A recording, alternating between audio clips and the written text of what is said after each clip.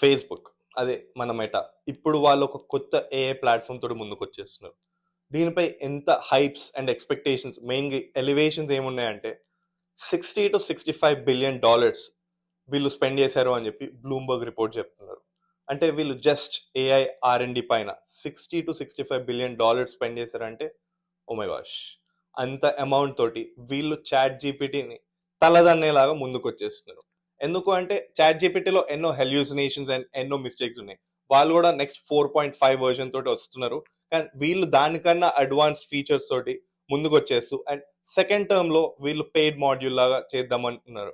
అంటే first term లో they want keep it free and అందరికి యూజ్ అయ్యేలాగా, యూజ్ అయ్యాక అలవాటు చేసేసి next they want use this bait strategy to monetize it. And బాగా పగడబందిగా ప్లాన్ చేసే మైక్ అంటున్నారు. మైక్ అంటే మన Meta. Facebook to Meta transmogrification లోనే వాళ్ళు ఎన్ని ట్రాన్సిషనింగ్ చేస్తారో మనకు తెలిసిందే. వీళ్ళు ఎవ్వరు అసలు world was not even ready for this VR boxes.